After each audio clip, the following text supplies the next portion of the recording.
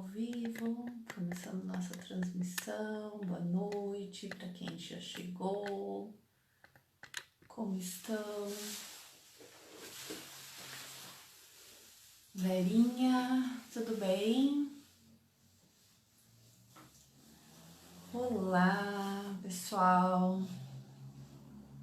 Como é que passaram o fim de semana? Como é que passaram esse domingo friozinho? Vou esperar um pouquinho mais de gente para chegar, para a gente começar nosso papo, nossa conversa. Como é que estão? Tudo bem com vocês? Como é que estão se sentindo hoje? Um pouco tenso aqui na nossa fronteira. Vocês não estão sentindo que aqui a fronteira tá tensa? Quem é da região Livramento Rivera, Brasil-Uruguai, como é que tá se sentindo aí? Boa noite, Rolandinho vai assistir. Oi, Rolandinho. Hoje tá frio em Santa Maria, Joana. Tu tá em Santa Maria ou onde? Não é, eu acho que não é Santa Maria, né? Hoje tá frio sim. Então, pessoal, como é que estão, né? Os corações de vocês, como é que estão as inquietações? Eu hoje senti bastante uma tensão no ar, mesmo a gente não saindo, né? Não tendo muito contato com as pessoas. A gente tem esse contato com o mundo externo, né? Através das redes, através das notícias, né? As notícias que às vezes nos deixam estressados. Olha, Joana tá em Santiago. Como é que tá a situação em Santiago, Joana? Conta pra nós. Santiago é uma cidade pequena, menor que nossa, né? Menor que Livramento e Rivera. Então, Livramento e Rivera ontem deu um boom de casos, né? E, pelo menos que ficou conhecido em Rivera, no Uruguai, né? Tanto que disse que amanhã o presidente do Uruguai vem a Rivera, né? São as vantagens de ser um país pequeno, né? A gente tem, as pessoas têm esse contato maior com o centro, né? E aí tem um envolvimento maior sempre, né? A gente aqui às vezes se compara muito com o envolvimento do uruguaio, né? Nacionalmente, mas é diferente. Nós somos uma cidadezinha pequena no interior do Rio Grande do Sul, quase saindo do Brasil, na real, a verdade é essa. E o Uruguai é um país pequeno e Rivera é um departamento importante no Uruguai, né? É um departamento bem importante, né? Rivera é a capital do departamento de Rivera. Então, inclusive, Rivera passa a ser o segundo departamento com maior número de casos, né? Que, na verdade, se for parar para pensar, são menos casos que nós, né? No Livramento, mas são mais, para eles é muito significativo e tem a suspeita que pode haver bem mais casos ainda, né? Então nós temos diferenças, gente, fundamentais de estrutura que é importante a gente entender, mas ao mesmo tempo que a gente tem diferenças fundamentais de estrutura, na prática nós somos uma cidade só, né? Na realidade nós somos uma cidade só. Livramento tem menos de 100 mil habitantes, né? 80 e poucos mil habitantes.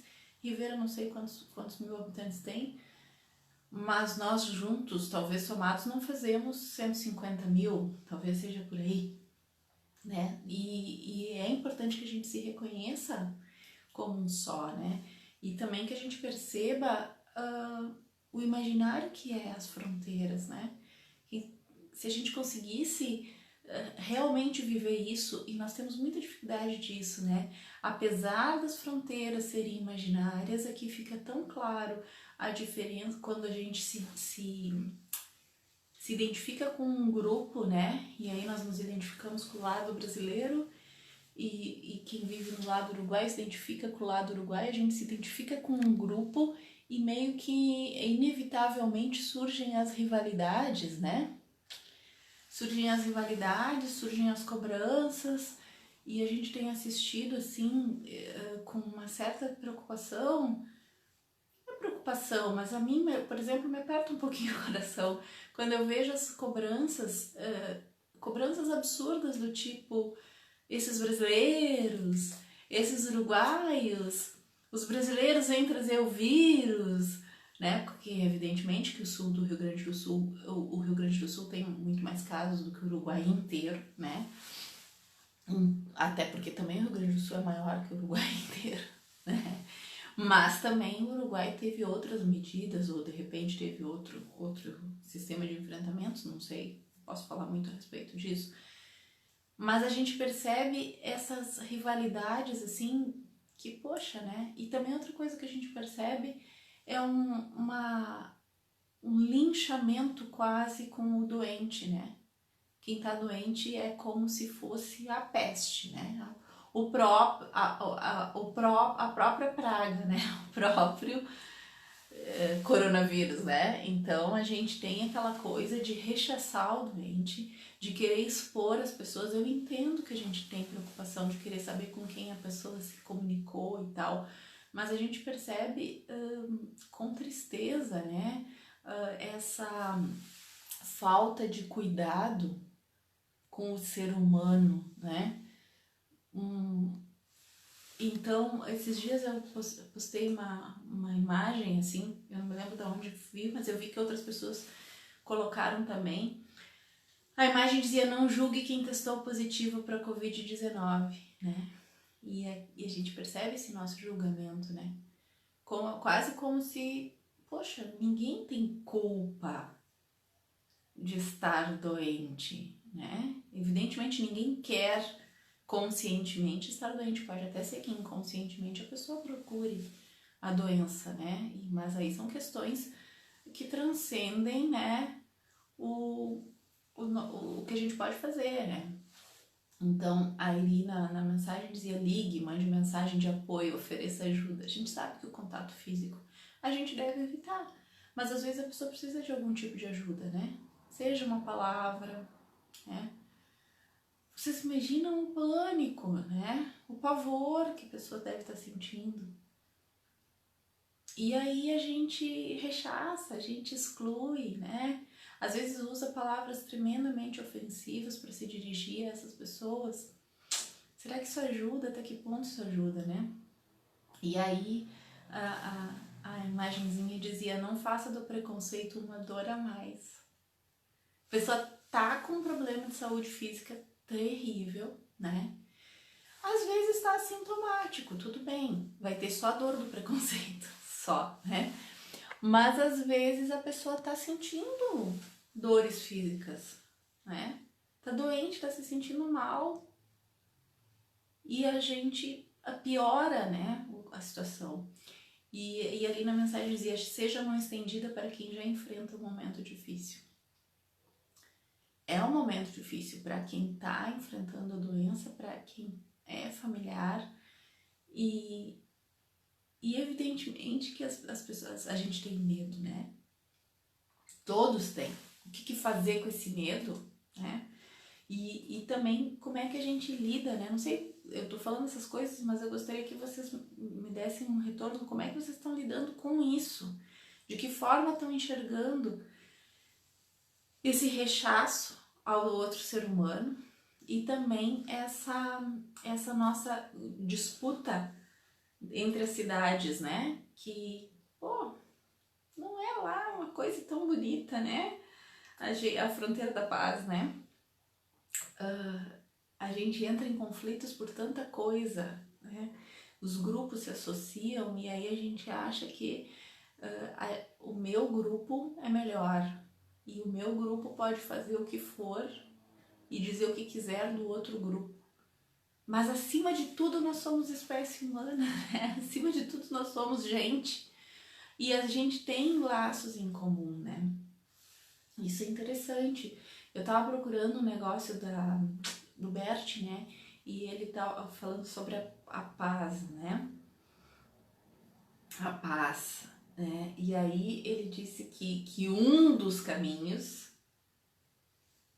que leva diferentes famílias e grupos a se aproximarem, grupos diferentes, no nosso caso aqui brasileiros e uruguaios, né? superando o temor recíproco, o temor da própria, das diferenças culturais, as diferenças de pensamento, que elas existem, né? É o intercâmbio entre o dar e o tomar. Ele traz vantagens a ambos os lados, unindo-os mais intimamente entre si. Isso é interessante, porque nós vivemos aqui, nessa integração, exatamente esse intercâmbio entre dar e tomar. Porque uma hora... Beijinho, Flávia! Uma hora, um lado, né, tá vivendo uma situação econômica e financeira melhor e oferece possibilidades para o outro lado. Já repararam isso? Como as diferenças, né? Às vezes os uruguaios, né, se beneficiam da questão dos mercados aqui, que são mais baratos, né? A parte comum, né? A parte de alimento, gênero alimentício é mais barata no lado brasileiro.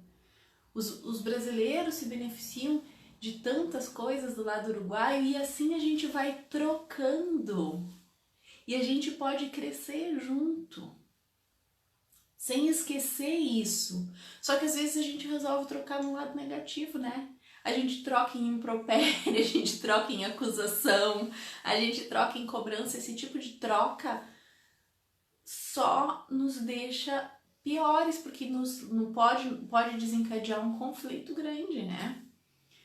E aí, falando nessa parte do Bert, que eu achei muito interessante, né? Depois eu vou colocar nos comentários o texto de onde eu tirei. Às vezes esses grupos diferentes, brasileiros e uruguaios, no nosso caso, também se associam contra a ameaça de outros grupos, procurando assegurar em comum suas chances de sobrevivência. Hoje nós não temos ameaças de outros grupos em comum, né? Mas nós temos uma ameaça comum, que é um vírus. Que é uma ameaça comum. E que a gente precisa se olhar com esse olhar de amorosidade.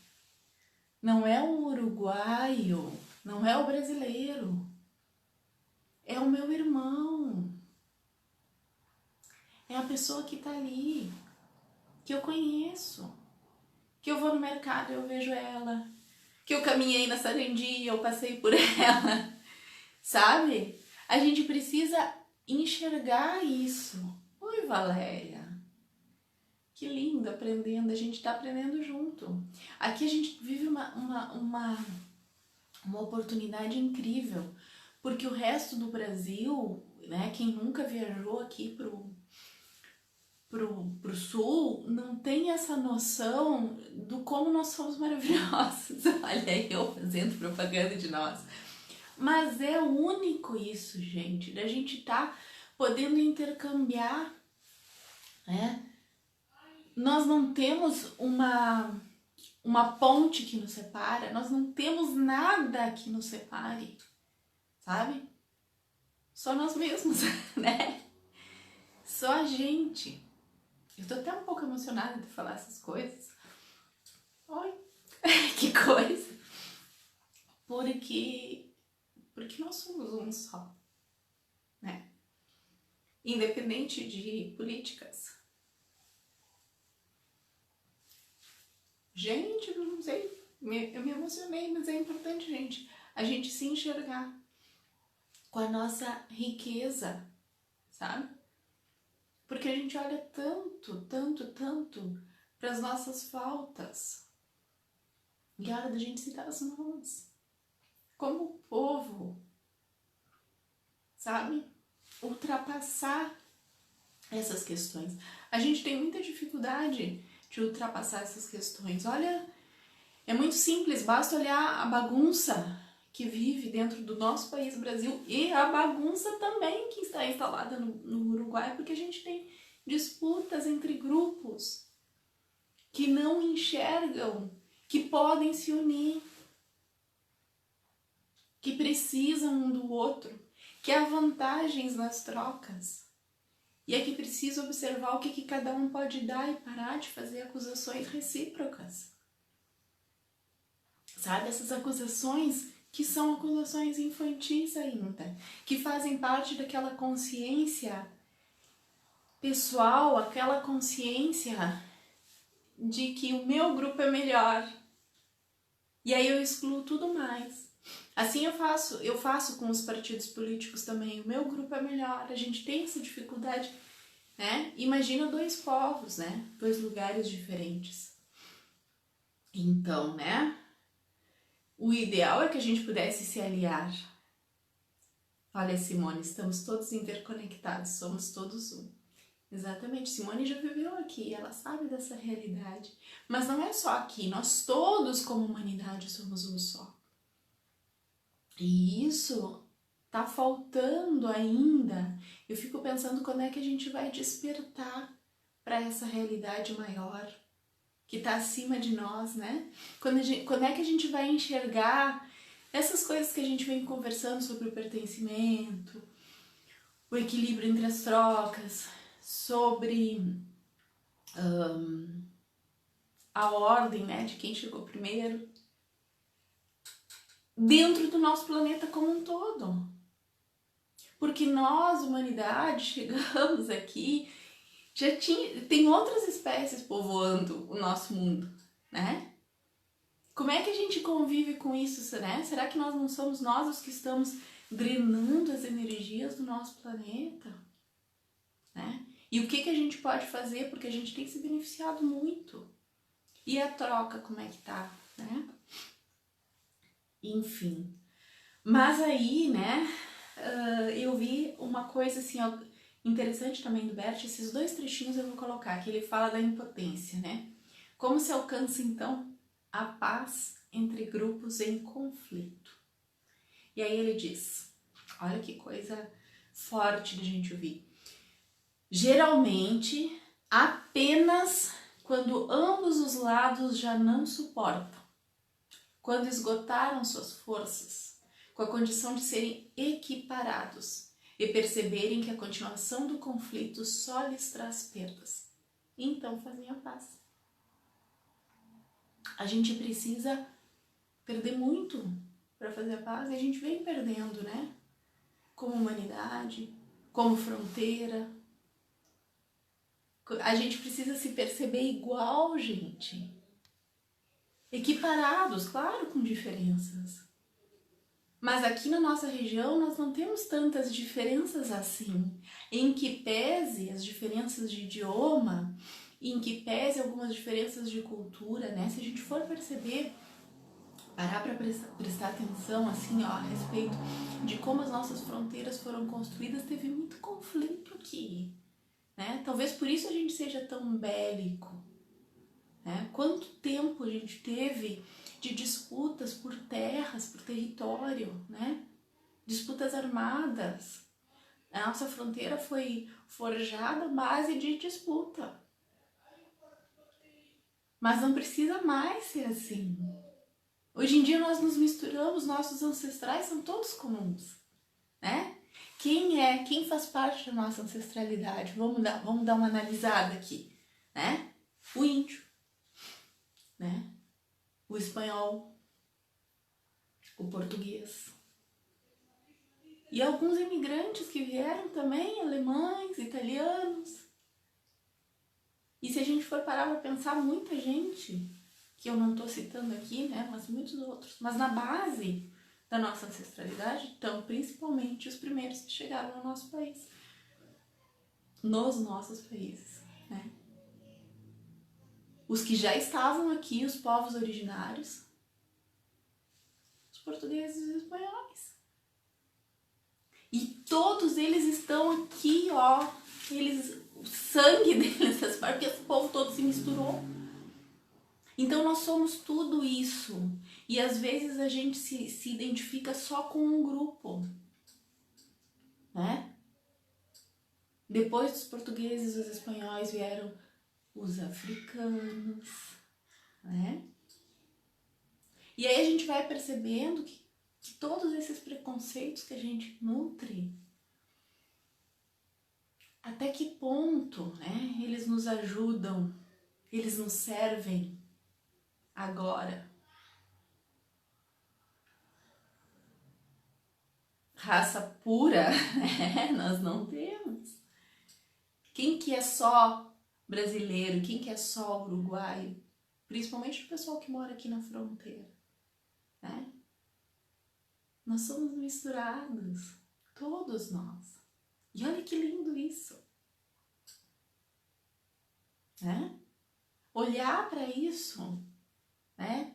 E perceber que dentro, para fazer essa constituição, essa mistura, teve dor, muita dor, porque teve disputa, teve morte, teve genocídio, né? Assassinatos cruéis, teve escravidão, tudo isso fez parte.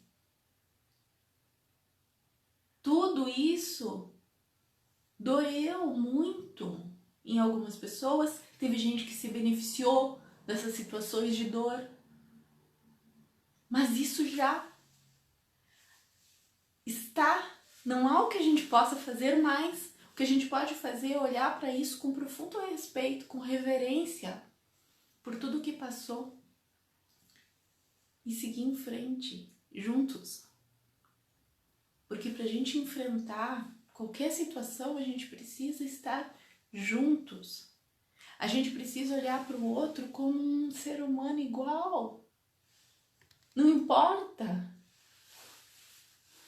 se ele habla espanhol e se a ele gustam as milanesas, ou se ele fala português. E ele tem outras preferências culinárias, não é? Essas coisas não importam. Essas coisas fazem parte de nós, de todos. E a hora que, quem sabe, a gente consiga enxergar isso num nível maior, né? A gente vai ter feito um belo aprendizado e uma bela caminhada, né? No nosso caminhar evolutivo. Falando nisso tudo, né? Eu lembrei de uma música do Almir Sater, que vocês devem conhecer, a composição foi do Almir Sater e Renato Teixeira tocando em frente, vocês conhecem todos, né? E aí, eu pensando nisso, né, eu fiquei analisando como às vezes os compositores têm grandes inspirações, e que todos nós temos, né? Quando ele diz, né, ando devagar porque já tive pressa, e levo esse sorriso porque já chorei demais. Quantos de nós ainda estamos vivendo com pressa? Quantos de nós ainda estamos vivendo só chorando? Né? Quando a gente cansar disso, a gente vai aprender a andar devagar. E vai sorrir mais, e vai perceber a grandiosidade que é tá vivo, tá aqui, tá junto.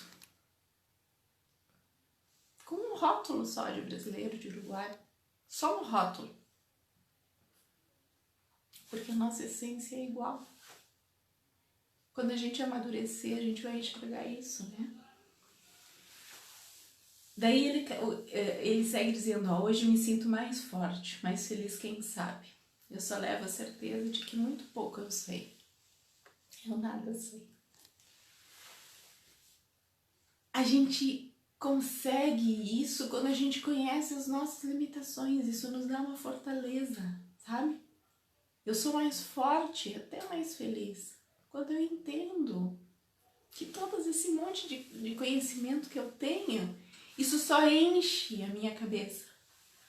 E ao mesmo tempo que enche a minha cabeça, pode me dar muito entendimento, mas é muito pouco diante de todo o conhecimento que está disponível no mundo. Então as minhas certezas não podem ser tão certas assim, tão absolutas assim.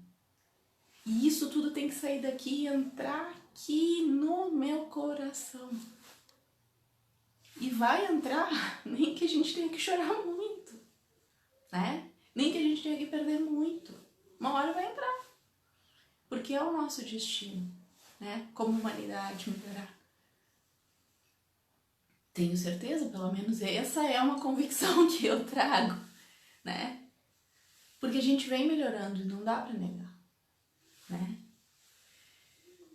E aí ele fala, né, o compositor, conhecer as manhas e as manhãs, o sabor das massas e das maçãs. O aprendizado daquilo que a vida oferece, gente. A vida nos traz muito aprendizado, mas a gente precisa conhecer, experimentar, experienciar e se adaptar. Saber levar. Sabe? Olhar para a realidade como ela é e não como eu queria que fosse. Eu quero muitas coisas, mas nem sempre as coisas são possíveis. E eu tenho a opção de viver como uma criança mimada, que bate pé e diz que não era isso que queria, ou como uma pessoa que entendeu que não deu para ser assim e bueno, vamos fazer outra coisa, né? O bueno é bem daqui, né? Então, né? E aí ele segue, o compositor falando, é preciso amor para poder pulsar, paz para poder sorrir e chuva para florir. Mas o amor, ele está mesmo nas nossas diferenças, né? São conquistas. Como é que a gente consegue essa paz, né? E a chuva faz parte. As tempestades também, né? E aí ele fala de um jeito tão bonito. Eu penso que cumprir a vida seja simplesmente compreender a marcha e ir tocando em frente. Compreender. Compreender o que aquele momento nos pede e ir tocando em frente. Pegar e deixar para trás as coisas que já a gente não servem mais. E seguir em frente. E ainda ele repete, né? Como um velho boiadeiro levando a boiada. Eu vou tocando os dias pela longa estrada, eu vou. De estrada eu sou. E vocês agora, quando eu falar do boiadeiro, vocês vão entender muito melhor que eu, porque a maioria daqui é da campanha. Gente que conhece o campo. Como é que o velho boiadeiro toca boiada? Ele toca devagar. O boiadeiro novo vai gritando, né?